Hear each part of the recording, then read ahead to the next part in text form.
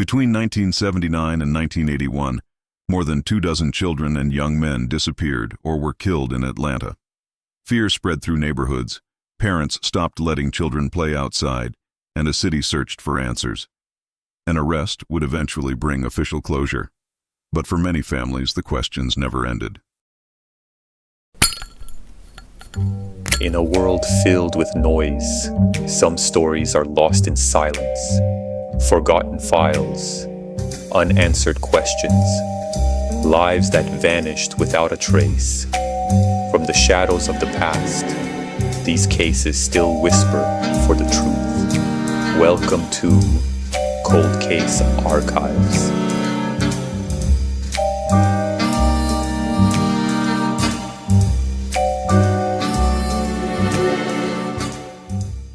The Atlanta Child Murders. Part 1. A City on Edge. Chapter 1. Atlanta Before the Fear.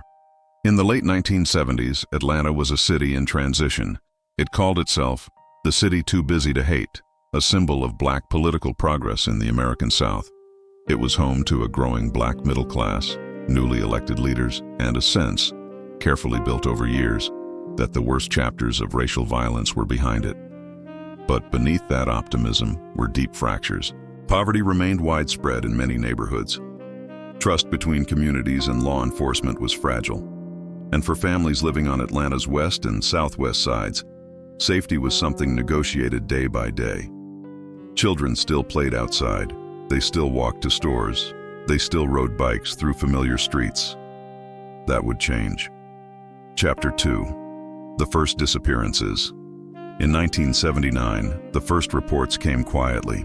A boy did not return home. Another was found dead weeks later. Then another child went missing. At first, there was no single alarm. Disappearances were treated as individual tragedies, not a pattern. Some children were labeled runaways. Others were quietly added to missing persons lists that already felt too long. Families searched on their own.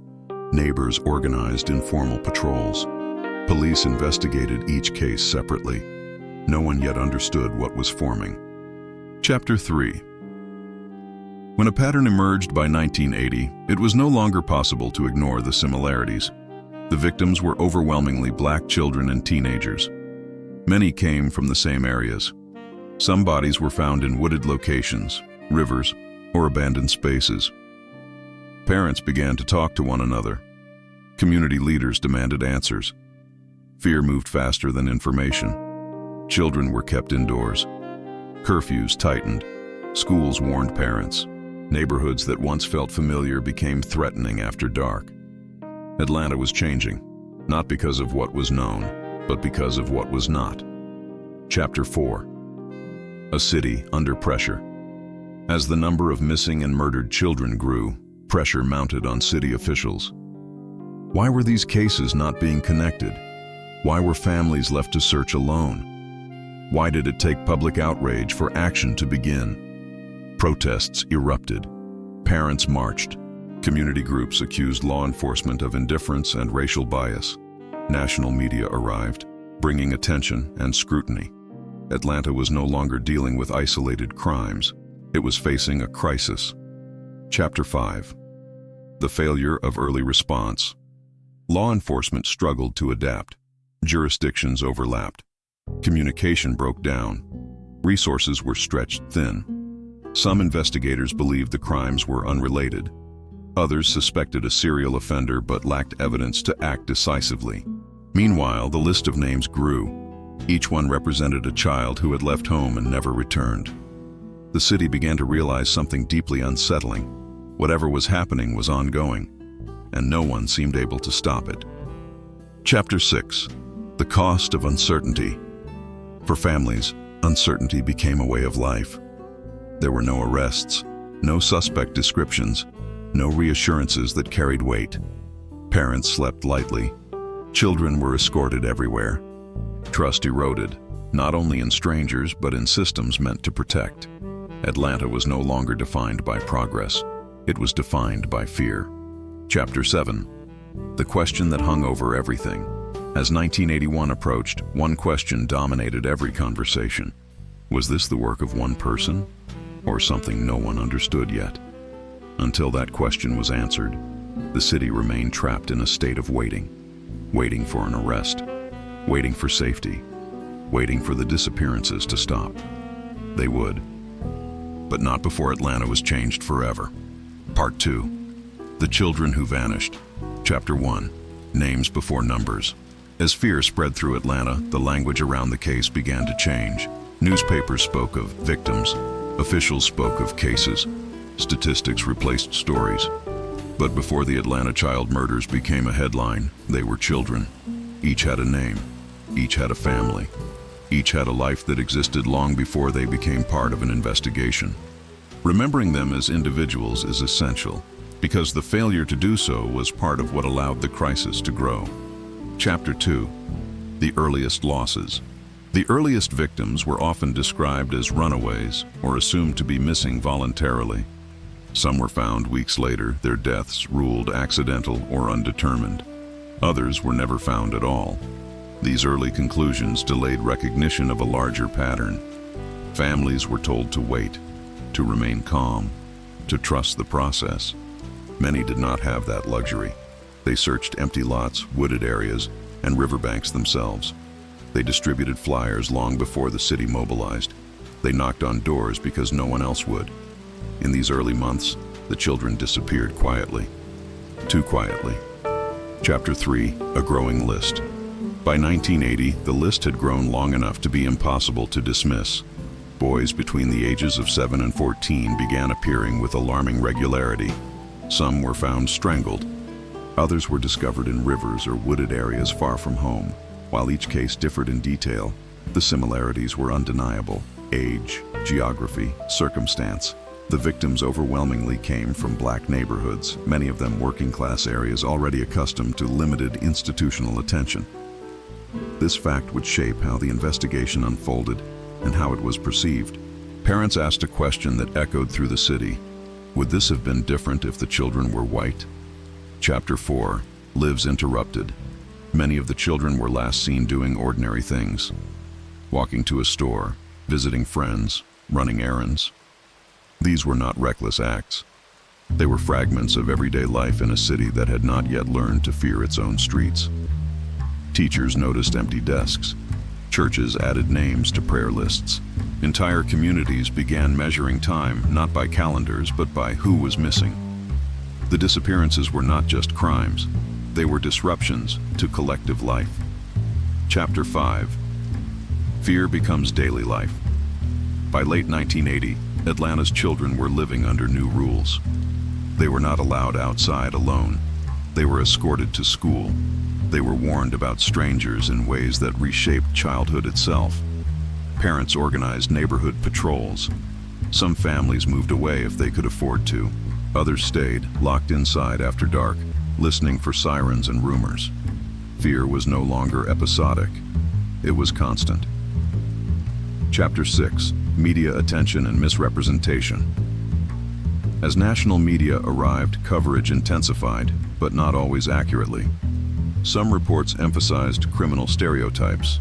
Others sensationalized the danger without honoring the victims. Few captured the daily reality families were living. The children became symbols of a crisis rather than individuals lost to it. For many families, this was another form of erasure. Chapter 7. A City Running Out of Patience.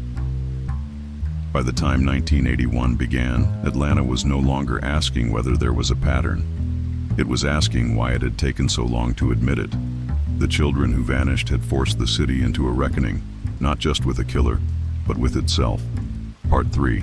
An Investigation Under Strain. Chapter 1. A City Demands Action. By early 1981, Atlanta was no longer waiting quietly. Parents confronted city officials at public meetings. Community leaders accused law enforcement of negligence.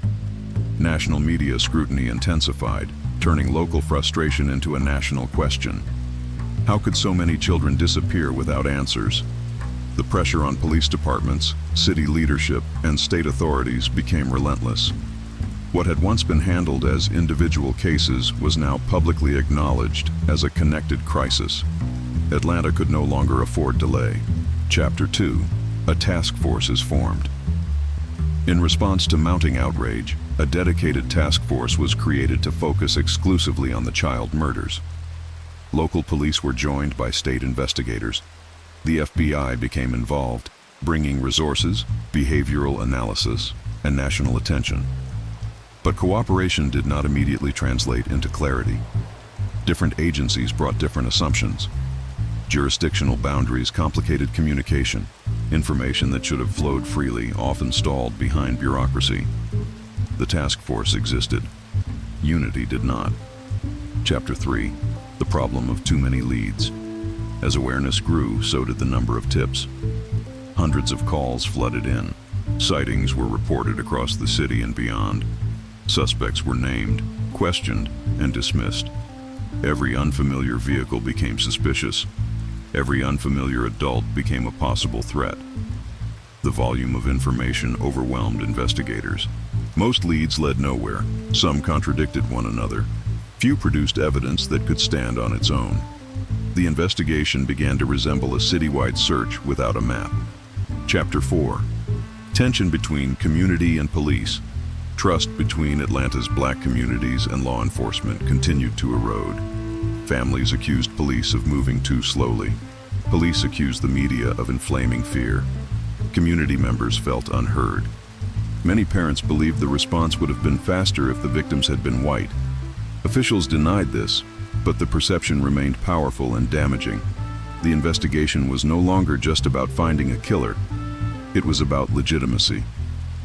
Chapter 5. Strategies and setbacks. Investigators pursued multiple strategies at once. They interviewed known offenders. They monitored high-risk areas. They analyzed patterns in victim movement. None produced an immediate breakthrough. Surveillance increased near bridges, wooded areas, and waterways where bodies had been found.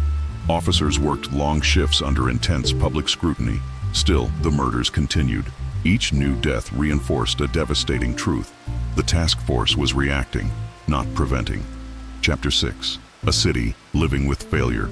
As weeks passed without an arrest, frustration turned inward. Officials questioned one another. Investigators second-guessed decisions. Families lost faith. Atlanta was spending enormous resources, yet progress felt invisible. The question that haunted the city was no longer whether police were trying. It was whether they were capable of stopping what was happening. Chapter 7. The moment before the turn. By the spring of 1981, investigators began to narrow their focus, not because the answers were clear, but because time, pressure, and fear demanded something decisive. The city was approaching a moment where action, any action, felt necessary.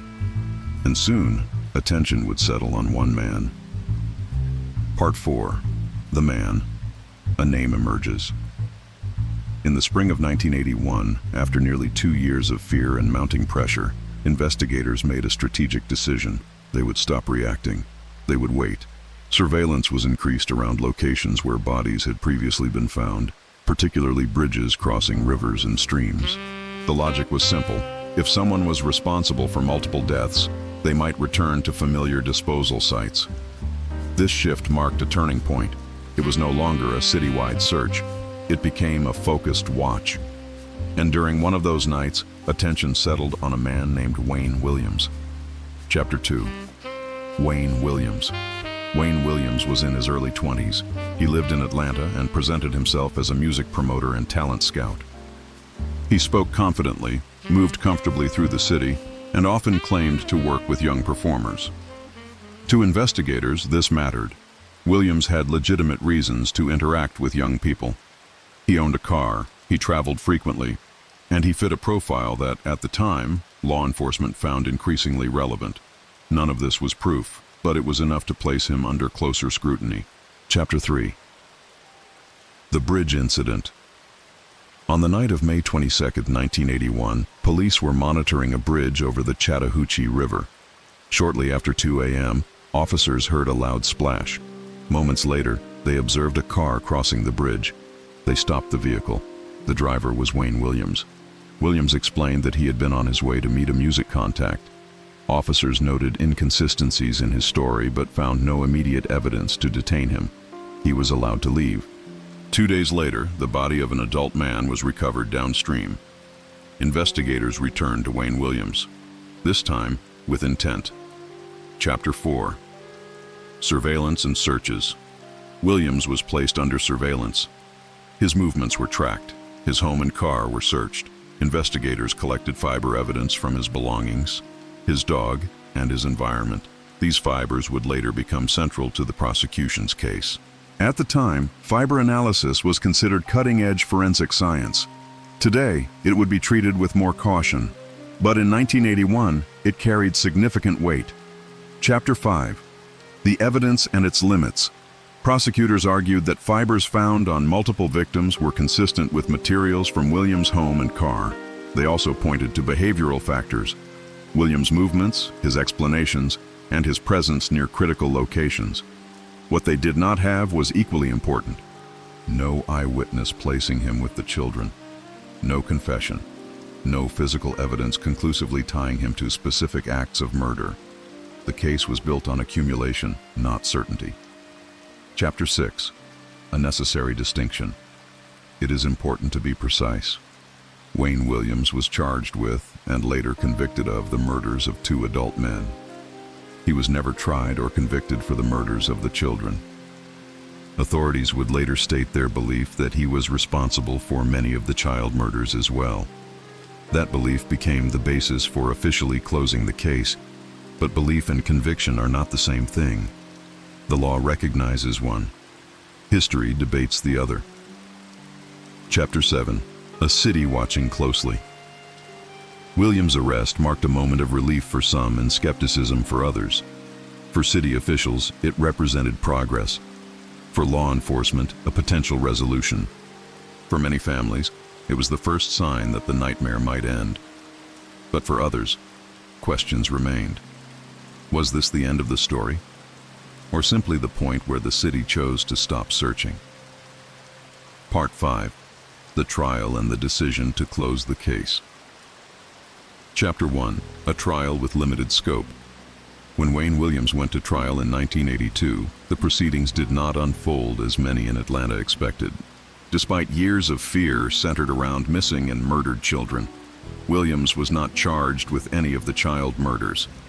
Instead, prosecutors focused on 2 cases: the murders of Nathaniel Cater and Jimmy Ray Payne, both adult men whose deaths investigators believed were connected to Williams through fiber evidence and circumstantial links. This decision was strategic. Prosecutors believed the adult cases were the strongest they had. They worried that attempting to prove multiple child murders, many without bodies, witnesses, or direct evidence, could jeopardize the entire case. The trial would be narrow by design. Chapter 2. The state's case. During the trial, prosecutors presented a case built largely on forensic analysis and pattern interpretation. They argued that fibers found on the victims were consistent with materials from Williams's home, car, and dog. Experts testified that the likelihood of these matches occurring by chance was extremely low. They also highlighted Williams' movements, his explanation for being near disposal sites, and what they described as deceptive or inconsistent statements to investigators. The prosecution did not claim certainty. They argued probability. Chapter 3. The defense response. Williams' defense challenged the reliability of fiber evidence, arguing that such materials were common and easily transferable. They questioned the statistical claims made by forensic experts and suggested investigative bias once Williams became the primary suspect. They also emphasized what the state did not have: no eyewitness testimony, no confession, no direct evidence placing Williams with the victims at the time of death. The defense argued that the case rested on assumptions rather than proof beyond reasonable doubt. Chapter 4. The verdict. After weeks of testimony, the jury returned guilty verdicts on both counts of murder. Wayne Williams was sentenced to 2 consecutive life terms in prison. For the courts, the matter was settled. For Atlanta, it was more complicated. Chapter 5. Official closure. Following Williams' conviction, law enforcement announced that the Atlanta child murders investigation was effectively closed. Authorities stated their belief that Williams was responsible for many, if not all, of the child murders, even though he had not been tried for them. The reasoning was clear. The murders stopped after Williams's arrest. The patterns appeared consistent. The city needed an end. From an administrative perspective, the case was resolved. From a human one, it was not. Chapter 6. Families without answers. For some families, the conviction brought relief. For others, it brought only frustration. Parents of children whose cases were never tried in court questioned how closure could be declared without formal charges, evidence presented, or verdicts reached. They asked a question that would echo for decades. How could justice exist without truth being tested? Chapter 7. The line between order and justice. The decision to close the case restored order to a city exhausted by fear. But justice is not measured only by quiet streets. It is measured by confidence, transparency, and trust. And in Atlanta, that trust had been deeply damaged. The legal process had ended. The questions had not. Part 6. The doubts that never faded. Chapter 1. Questions that survived the verdict. In the years following Wayne Williams' conviction, the Atlanta child murders were officially considered resolved. But resolution did not mean agreement. Almost immediately, questions began to surface, quietly at first, then more openly. Families, journalists, and some former investigators asked whether the legal outcome truly accounted for every victim associated with the case. The concern was not that Wayne Williams had been wrongfully convicted for the crimes he was charged with. It was whether his conviction explained everything. Chapter 2. The children left outside the trial. More than 24 children and young men were linked, formally or informally, to the Atlanta child murders investigation. Yet only 2 victims were addressed in court. Several families questioned how their children's deaths could be considered solved without evidence being presented, challenged, or tested in a courtroom. In some cases, causes of death were disputed. In others, bodies were never recovered. For those families, the declaration of closure felt premature. Their cases had never been heard. Chapter 3. The limits of forensic certainty. Much of the prosecution's confidence rested on fiber analysis, a technique that carried significant weight in the early 1980s. Over time, forensic standards evolved. What was once considered near definitive began to be re-examined with more caution. Critics argued that fiber evidence, while useful, was not as statistically conclusive as it had been presented. This did not invalidate the conviction, but it complicated the certainty surrounding the broader conclusions. Chapter 4. Alternative theories considered. Some investigators and journalists raised the possibility that more than one offender had been involved. Others questioned whether all the victims were connected by the same motive or perpetrator. There were discussions of geographic inconsistencies, differences in victim profiles, variations in cause of death. None of these theories produced new suspects, but they prevented consensus. Chapter 5. Revisiting the case. Decades later, renewed interest led to limited reviews. In 2019, the city of Atlanta announced it would re-examine evidence using modern forensic techniques, including DNA analysis where possible. The announcement acknowledged what families had long argued, that unanswered questions remained. While these reviews have not produced definitive new conclusions, they reaffirmed that the case's legacy was not as settled as once believed. Chapter 6. The meaning of unsolved. The Atlanta child murders occupy a rare space in criminal history. A case that is officially closed, yet emotionally unresolved. A verdict that brought order, but not agreement. A story that ended legally, but not historically. For some, the conviction represents justice served. For others, it represents a chapter closed too soon. Both views exist because certainty was never absolute. Chapter 7. What remains? What remains are the names of children whose lives ended too early. What remains are families who never saw their cases tested in court. And what remains is a city still shaped by what happened during those years. The Atlanta child murders are not remembered only for the crimes themselves. They are remembered for the questions left behind. Part 7. What the case left behind. Chapter 1. A city after the silence. When the disappearances stopped, Atlanta exhaled. Children returned to playgrounds. Curfews softened. Neighborhood patrols dissolved. Life, slowly, resumed a shape that felt familiar again. But the city that emerged was not the same one that had existed before 1979. Parents no longer assumed safety. Communities no longer assumed protection. Trust, once broken, did not fully return. The fear had ended. The memory had not. Chapter 2. The families who never received closure. For many families, the official end of the case marked the beginning of a different kind of grief. There were no trials for their children, no evidence presented on their behalf, no moment in court where their loss was formally acknowledged. They were told the case was solved, but they were never shown how. For those families, justice felt abstract, something declared rather than demonstrated. Chapter 3. How the case changed. Policing the Atlanta child murders exposed deep flaws in how missing children cases were handled in the United States.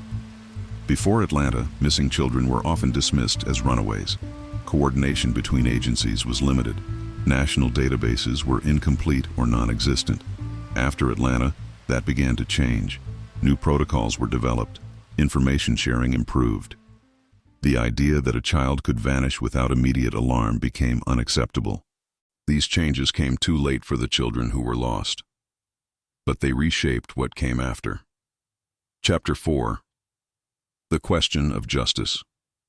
Justice is often measured in verdicts, but verdicts do not always answer every question. Wayne Williams remains in prison for the crimes he was convicted of. Authorities maintain that his arrest brought an end to the killings. From an institutional standpoint, the case is closed, and yet the persistence of doubt tells a different story, a story where justice may have restored order, but not certainty. Chapter 5. Why the case still matters. The Atlanta child murders are not remembered simply because of their scale. They are remembered because they forced a nation to confront uncomfortable truths about race, about inequality, about whose lives are protected and whose are questioned. They revealed how easily fear can spread and how slowly systems can respond. And they revealed how difficult it is to declare an ending when not everyone agrees one has been reached. Chapter 6. The line between endings and answers. Some cases end with arrests. Some end with trials. Some end with truth. This one ended with silence. A silence filled with unresolved questions, contested narratives, and families still searching for recognition. The Atlanta child murders were closed on paper, but in memory, they remain open.